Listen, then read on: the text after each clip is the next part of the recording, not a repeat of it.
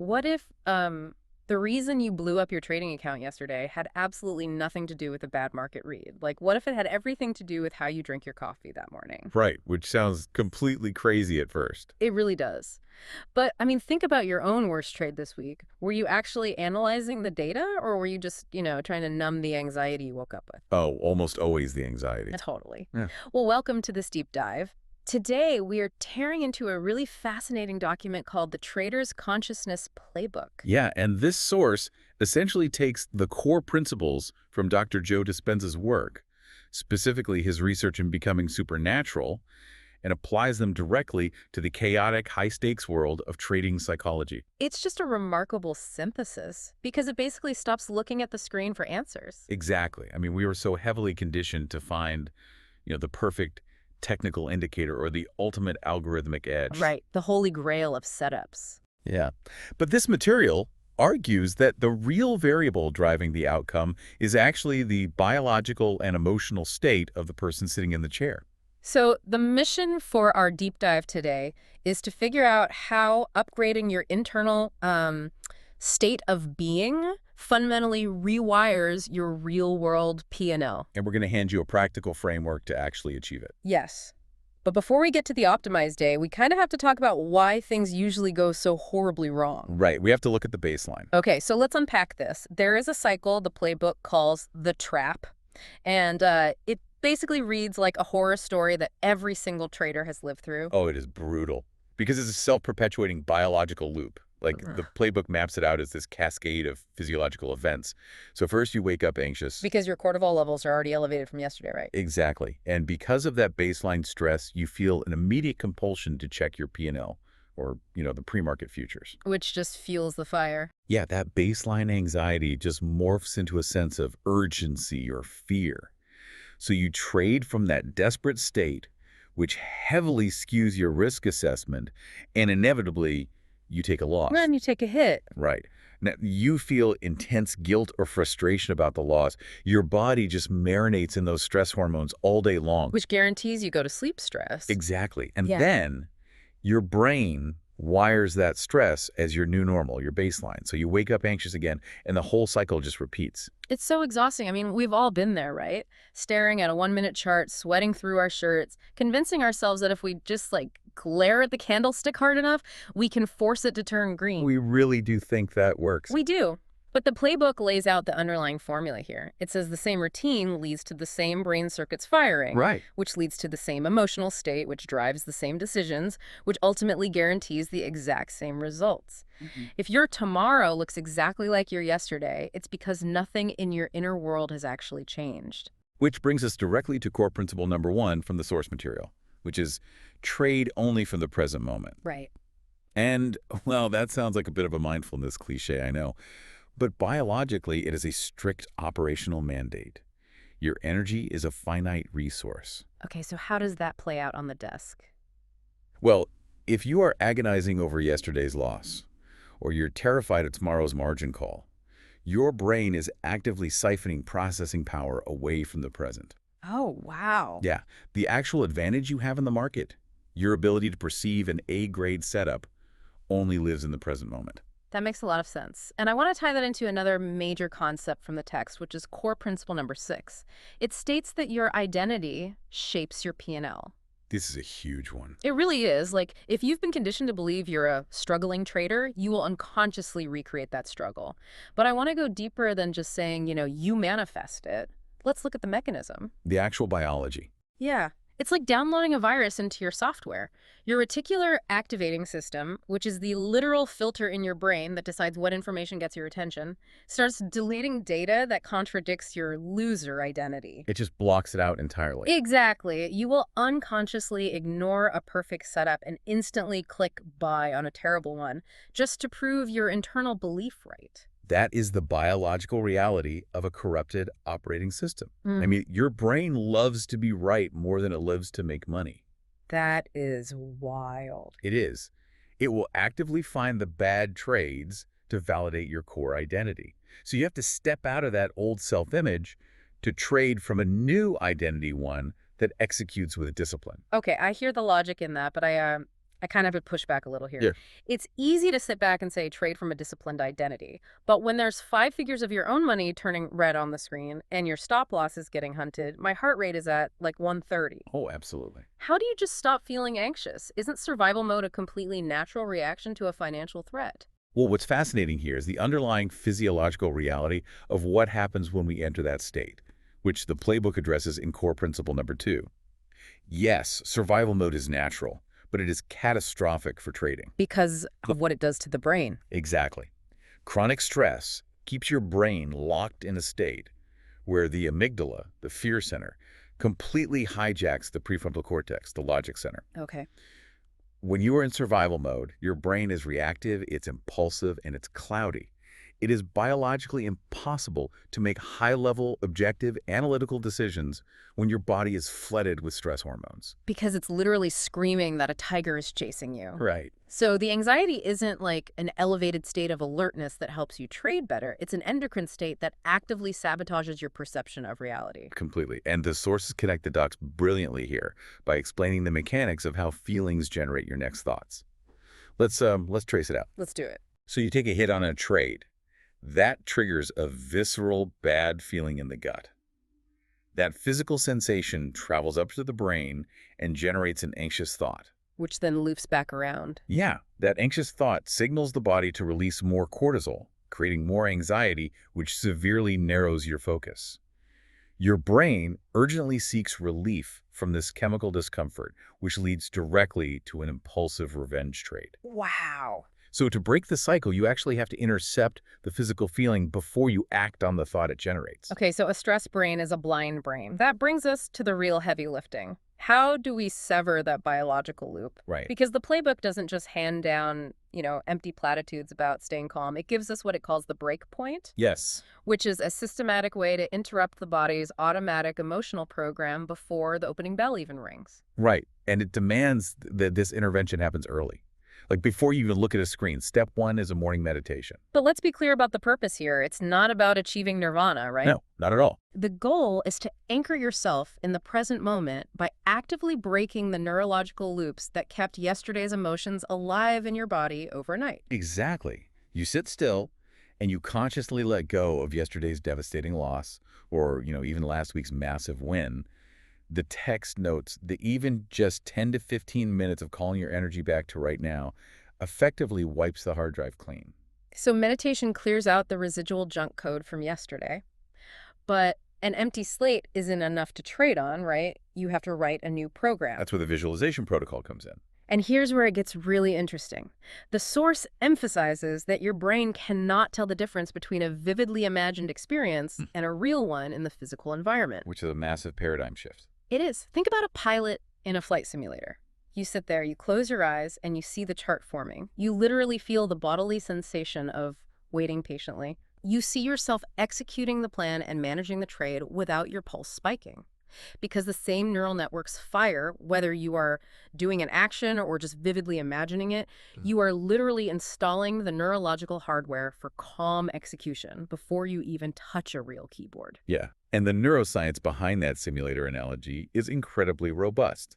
You are priming the neural pathways for success so that when the event actually occurs, your brain recognizes it as a familiar, safe scenario. What prevents that amygdala hijack we discussed earlier? Exactly. And then once the mind is primed, the playbook mandates a physical shift exercise.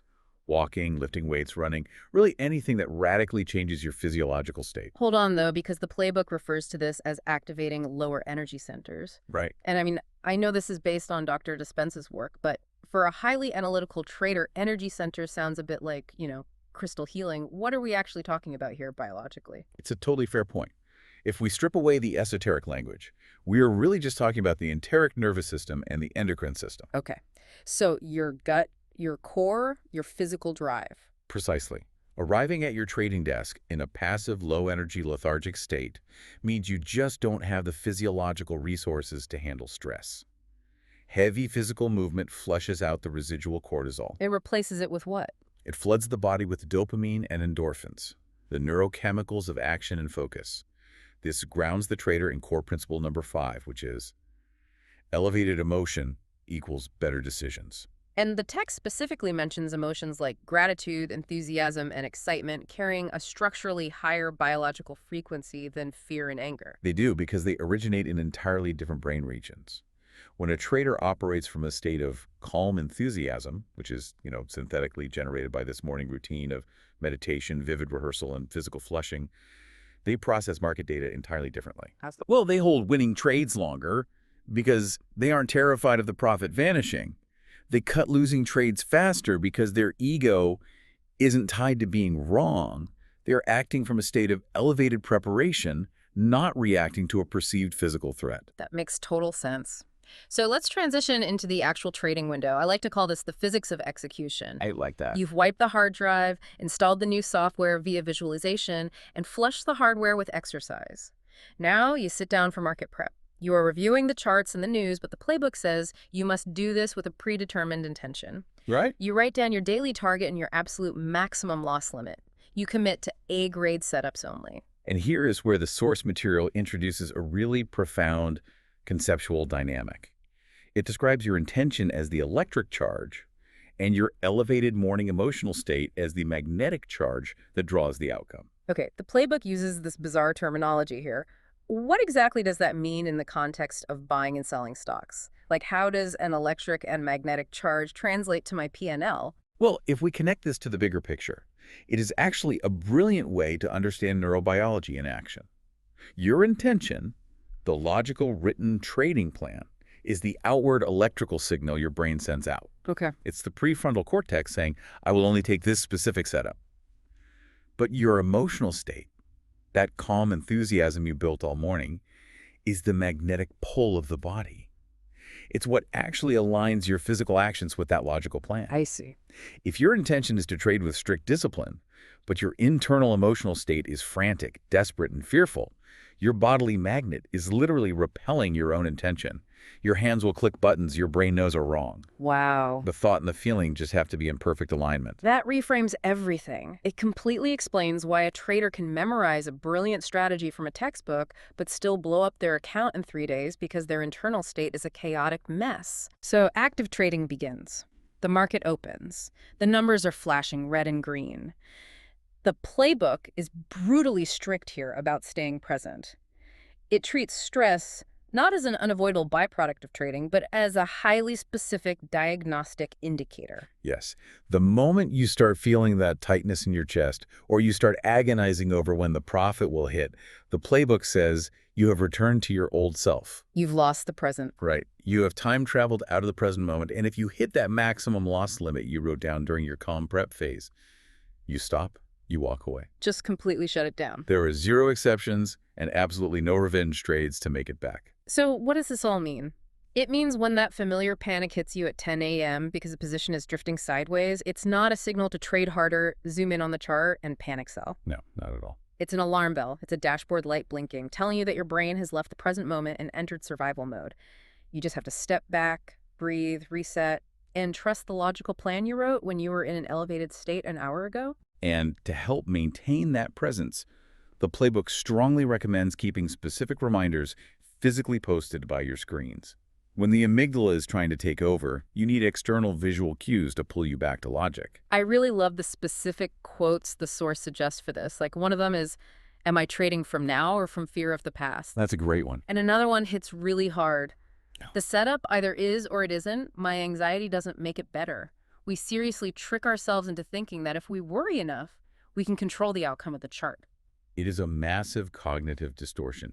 Honestly, realizing your anxiety has zero impact on the market's movements is incredibly freeing. So true. Another critical reminder is, I plan the trade. Trust the plan, nothing else to manage.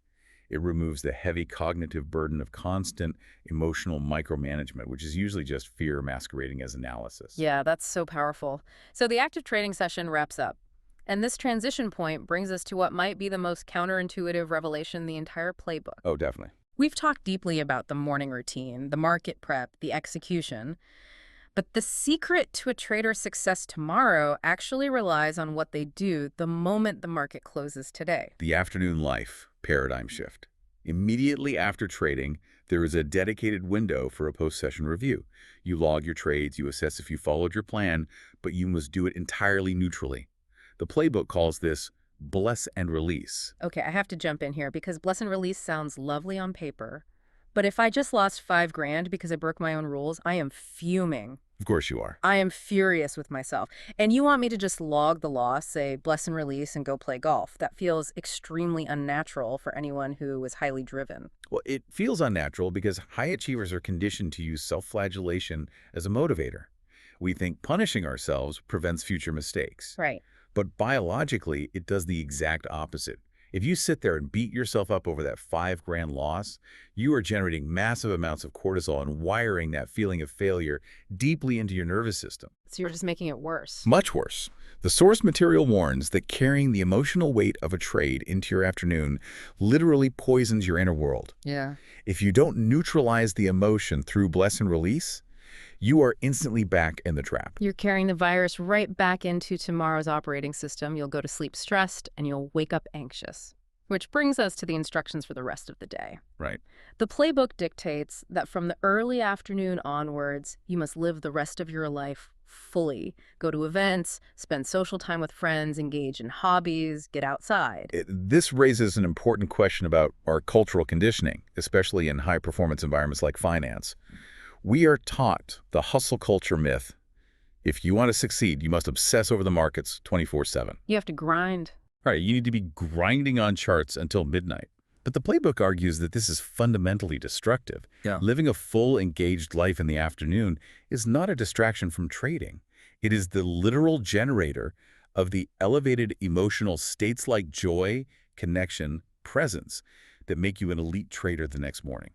I really want you listening to internalize this point. We usually treat our hobbies, our time with family, our social life as the reward for a profitable day. Right, like dessert. Exactly. It's like finally getting to eat dessert because you finished your vegetables. If you have a red day, you punish yourself by canceling dinner plans and staring at charts to study. But this playbook completely flips the script. The afternoon isn't the dessert, it's the high-octane fuel for the next morning. The source states it plainly. A rich inner life is your edge. It builds the emotional capital you need to withstand market volatility. This creates the new loop, replacing the biological trap we diagnosed at the beginning. What does that new loop look like? This new self-sustaining ecosystem looks like this. You cultivate an elevated state in the morning. That leads to a clear electric intention. That leads to disciplined magnetic execution. Right. That allows for a guilt-free review, which frees you to live a full life in the afternoon, which naturally results in waking up in an elevated state tomorrow. There's a quote you are supposed to keep by your screen that perfectly captures this shift in mindset.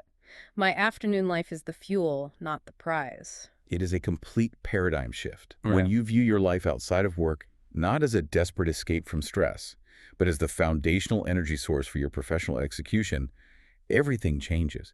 You are actively building the emotional reservoir you will draw from when the pressure peaks. So as we wrap up this deep dive into the Trader's Consciousness Playbook, let's just look at the incredible ground we've covered. We started by diagnosing the biological trap of stress and anxiety, understanding how our brains literally wire themselves to recreate our past failures. We learned how to wipe the hard drive by pulling our energy back to the present moment before the market opens. We explored the mechanics of installing new hardware through vivid rehearsal, using the brain's flight simulator. We broke down the physics of execution, matching the electric intention of a plan with the magnetic pull of an elevated state. And finally, we realized that treating a full, rich afternoon life as your ultimate operational edge is what actually breaks the cycle of burnout. It truly is a comprehensive system for neurological self-mastery that just happens to be disguised as a trading manual.